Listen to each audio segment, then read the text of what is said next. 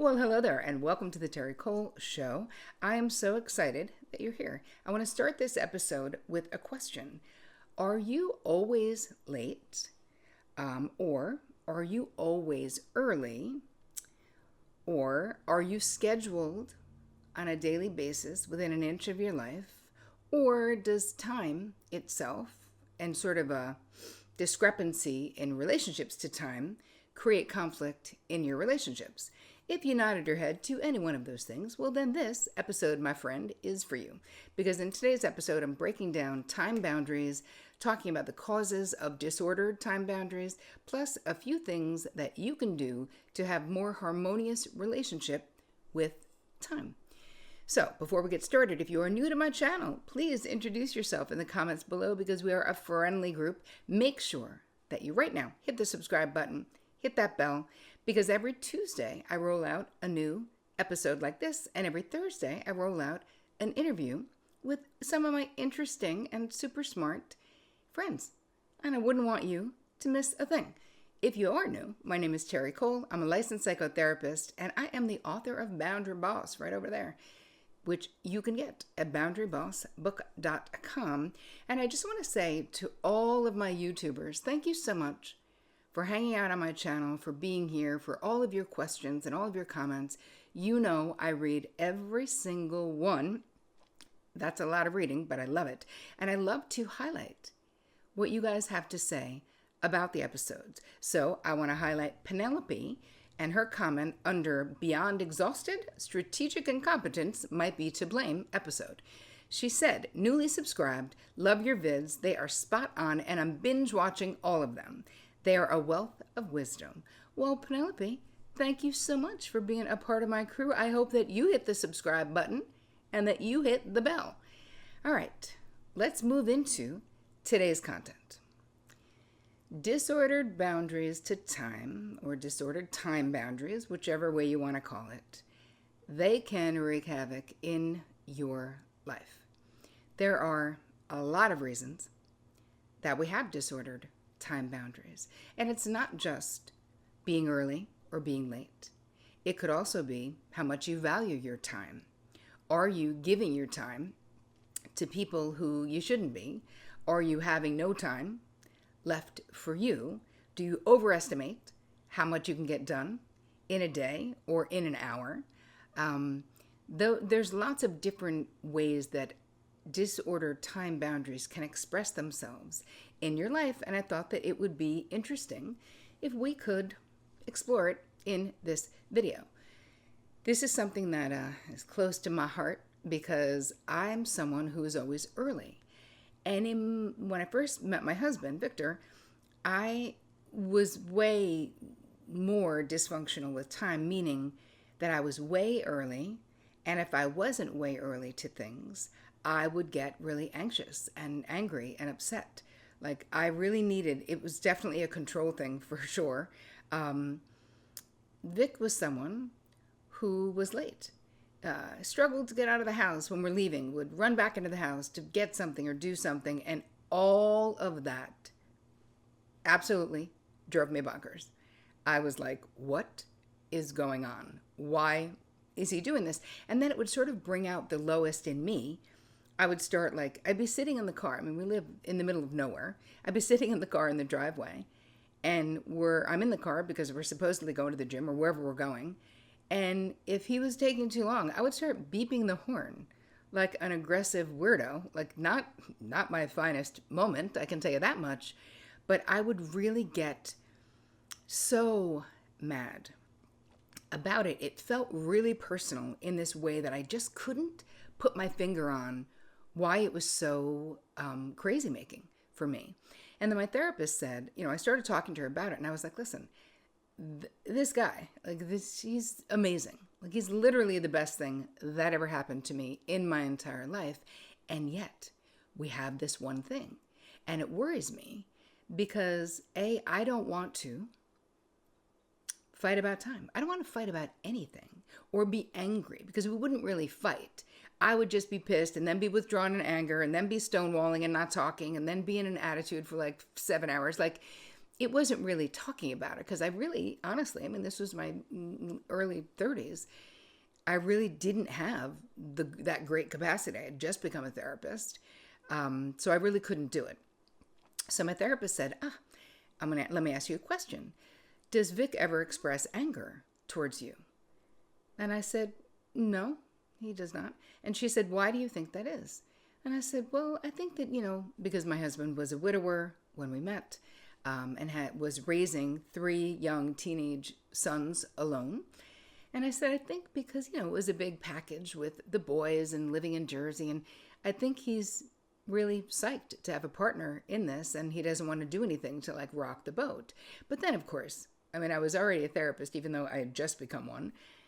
Obviously I knew enough to know that there's no possible way that you can be in a long-term relationship with someone that you spend a ton of time with and never have them get on your nerves and never be annoyed with them. That is absolutely impossible, but I hadn't thought about it. And she said, okay, well, I have a theory. I was like, well, tell me. She said, because it's impossible that he would never, ever be annoyed with you or mad at you about anything, it's like he's disavowing his feelings. So he can't even bear to admit those feelings to himself because they're too threatening.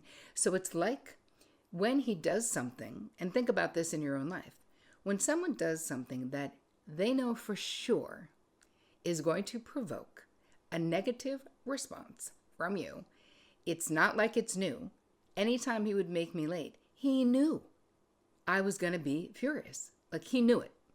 So she's like, don't you think that's odd that the person would keep doing it? I'm like, but there's got to be a reason. And she's like, well, there is. So his disavowed anger, imagine that like this is the anger, like your fist is your anger, and you chop it off. And then it's like taking that anger and sort of shoving it down the other person's throat. So what would happen is Vic couldn't directly express anger. So by making me late and having me get crazy, it's like I was expressing my own anger, but I was also expressing his anger at me that he had disavowed. And I know that sounds complicated, but when you get it, you're like, oh, I mean, that understanding changed my life. So I say to him, hey, Bev thinks that this might be happening with us with time. And he's like, wait, she thinks that I'm passively, aggressively being late, so you'll be mad, so I'll feel satisfied? Like, I don't get it. I don't think so. And I mean, Vic has had a lot of therapy, but he was sort of like, maybe, we'll see. So I thought to myself, well, I'm going to have to do this experiment on my own. So we were going to a wedding, and this would be a perfect setup. The wedding was like 2 hours away. I wanted to leave at like ridiculous o'clock because I wanted to make sure that we were in the front row at the service. Like I would never go to a wedding and miss the service, like unless I was abducted by aliens. That would literally never happen. So, my idea of when we needed to leave, I thought we needed to be in the car by noon. That would be fine. And I think the thing was starting at like 2:30 or whatever. So he says to me, now I'm fully dressed in what I'm wearing to the wedding.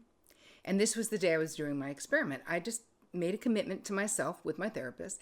No matter what happened on this day, I would not get angry about time. That I was going to work on my own need to be so early, because that is a disordered relationship to time too, driven by fear, driven by control, driven by anxiety. And I was going to let this play out and see if I could then get Vic to see what I was talking about.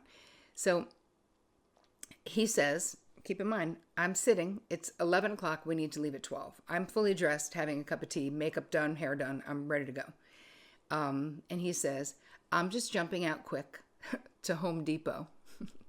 Has that ever been a quick run to Home Depot? Anyone? Have they ever been there? It never is. Anyway, and I'll be right back. And instead of trying to avoid the conflict I knew was coming, I was like, okay. So I think I meditated for that hour straight because I literally did know what was coming. And he comes back at 12 o'clock, which is the time we had agreed we'd be in the car.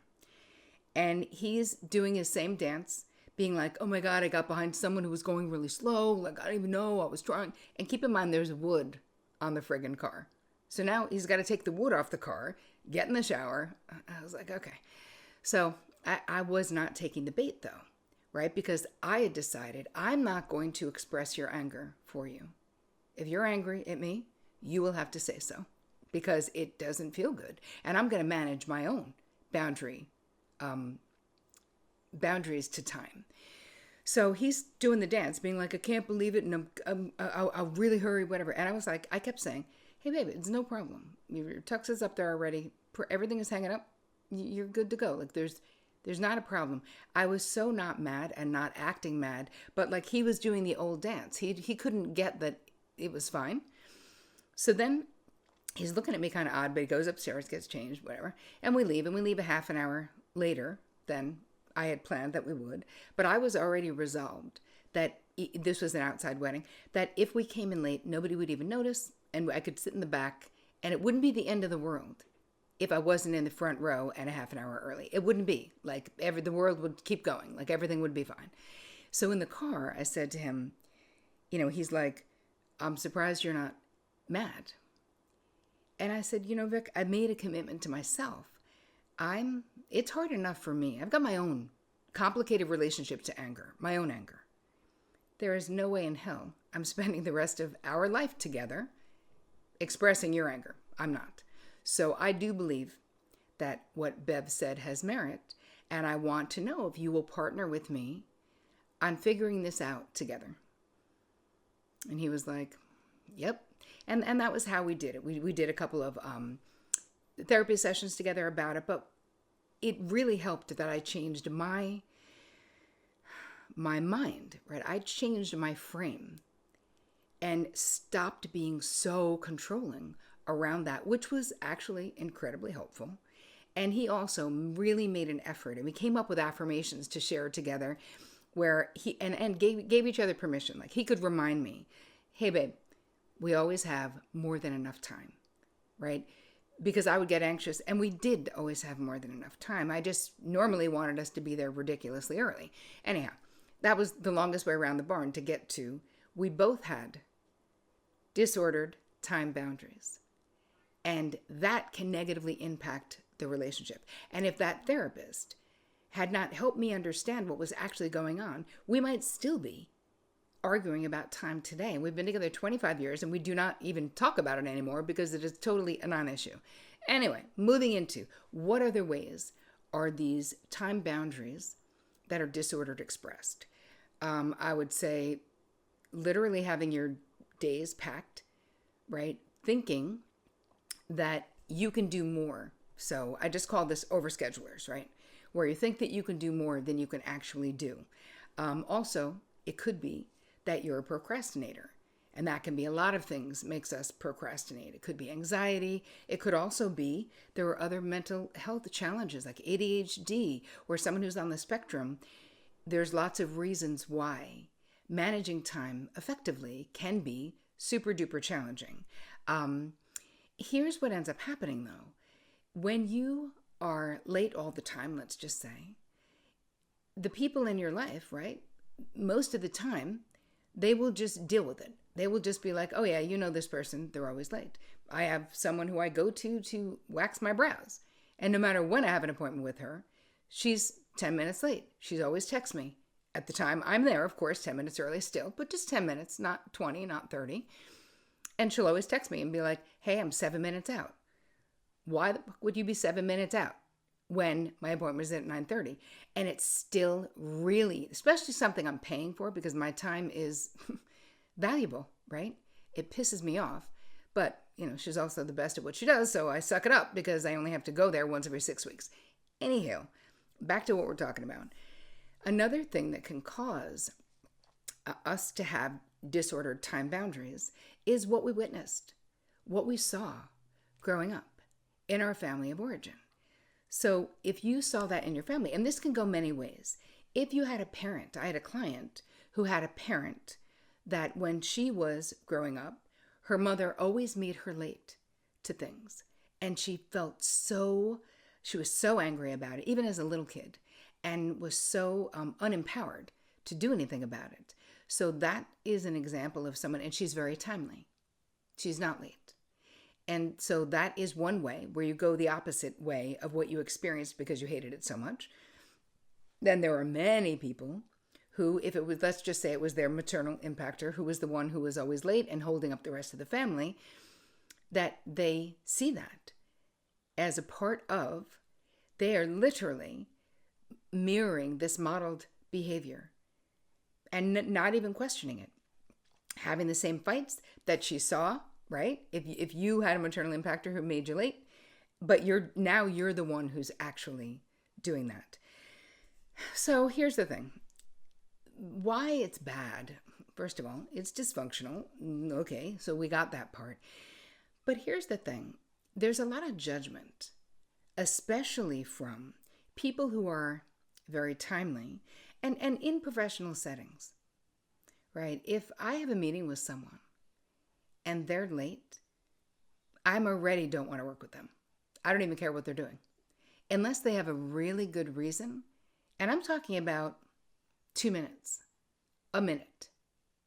I say to myself, wow, this is what I can expect. There will be more of this bullshit behavior that I can't stand. And it feels very disrespectful to me. Whatever the person's reasons are, that's their reasons. And it's also my choice to expect the people in my professional world to also be professional. Okay. We know this, though, and you might be incredibly competent and capable at what it is that you do, but keep in mind, if you're always running late and you're running into meetings like sweating and being like, oh my God, shaking people's hands and being like, I'm sorry, I'm late. If you're doing that, you start that meeting, you might be incredibly skilled at what you do. You might be amazing, maybe the best of the best. But if you have this issue of always running late and you are going into meetings and shaking people's hands, sweating, being like, I'm so sorry I'm late. I'm sorry I'm late. I'm sorry I kept you waiting. You are literally starting that meeting. You have already put yourself in the one down position. You have done that to yourself. No one else has done that to you. You have done that to you. And it is worthwhile to look at the reasons. And I think that it also is valuable to look at the physical, biological, psychological reasons that we can have trouble with time. And what are things you can do if you have ADHD? Are there things that you can do to make it better for you, or to talk to the people in your world where if everyone else has to be at work at 8 o'clock, that you say your start time is 7:30 if you know you're going to be late. Because that's real. That's not laziness. That's not lack of effort. That can be a real psychological, emotional block that keeps you there. So you don't want to be perceived as incompetent or rude if that isn't your thing. You don't want to be so overscheduled in your life that you can't breathe, right? It's really quality of life. Think about it. It's really the minutia of our day that makes up the quality of our life. Yeah, peak experiences too, but really it's our day-to-day life. And have you thought about a way that you can build time in to your day so that you can breathe? The last thing I want to say about this is that therapists, because of everything that's been going on with the pandemic, so many of my friends with full busting practices are saying they are literally doing Zoom calls from 8 a.m. to 8 p.m. I mean, when I had a huge practice in the city, I was doing the same thing, 45 minutes, sessions back to back, no break. And listen, that's a choice, but it's almost like you feel like there's a need and you kind of have to do it. But in the end, if we are doing that, we are not going to be bringing our best self to that experience. So I'm going to give you about 3 or 4 steps that you can take to create a more balanced relationship with time, and a couple of questions that you can answer so you can understand your own sort of time blueprint. Because we do all have reasons to relate to time the way that we do, and understanding them makes it so much easier to change it. Because when you really think about it, time itself is a construct in our mind. What was required of me to change the way that I related to time is I needed to change my mind about how much time I needed to get to places, because I always quadrupled the amount of time rather than halving the amount of time, like for folks who are usually late. And that took a minute to do it, but it was worth doing it. And of course I was motivated to do it because I didn't want to be fighting with my husband all the time about time, because it just seemed so dumb when we could actually talk about what's really on your mind. Because it's not about you making me late, it's something else. So I know that was a lot. You can get the guide with some of those questions at terricole.com/guide. I hope that this added value to your life. And I want to know, what are your time boundary issues? Do you have any? What are they? Let me know what you think. Tag me on Instagram, put it in your story. I will repost it. And you can drop your questions right here or anywhere on the interweb where you see me. So I hope you have an amazing week. And as always, take care of you.